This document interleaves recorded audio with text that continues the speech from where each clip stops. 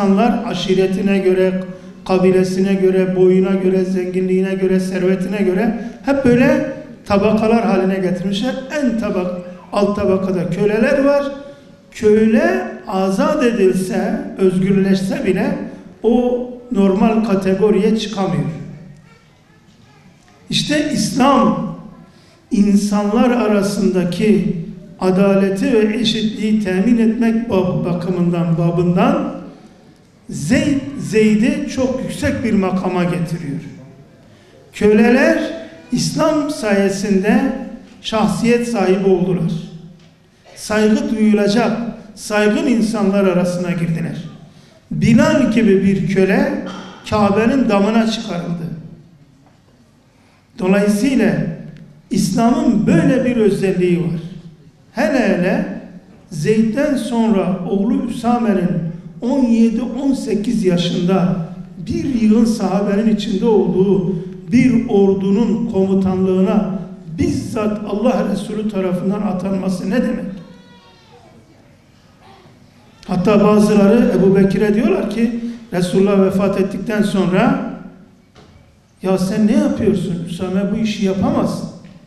Ordu komutanlığına daha olgun, daha tecrübeli, daha yaşlı. Ben Resulullah'ın koyduğu taşı kaldıramam. Öncekilerin İslam'a bakış açısı buydu. Böyle akıl yürüteyim, yorum yapayım, bu böyle midir, şu şöyle mi? Resulullah böyle yapmıştır, bitti.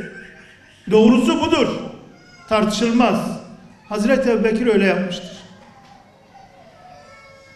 Hazreti Ali hakkında en çok bilinen şeylerden biri de şu hadis-i şeriftir.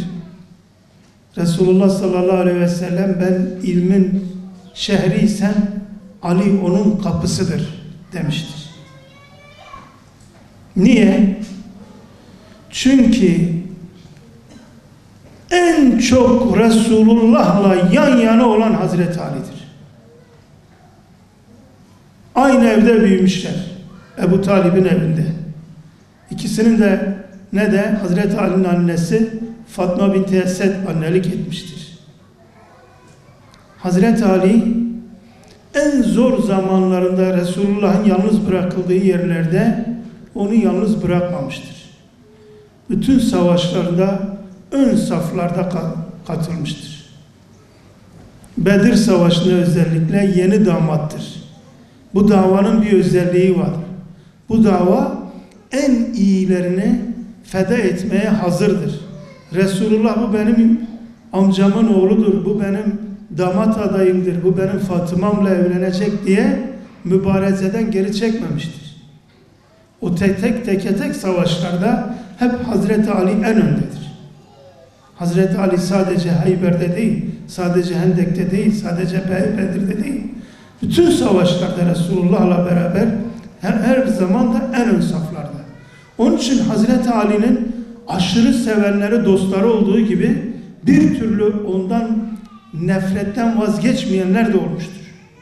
Çünkü çok müşrik öldürmüştür. Sonradan İslamiyet'i kabul edenler bile Hazreti Ali'yi kendi işte babasını, kardeşini, amcasını, dayısını öldürdü diye içindekini atamamışlardır ona karşı. Hazreti Ali böyle bir şahsiyet. Bugün normal şartlarda Resulullah'a giderken, o şehre giderken biz maalesef o kapıdan gitmiyoruz. Hazreti Ali denilince aklımıza hadisler gelmiyor. Başkaları denince hadisler geliyor.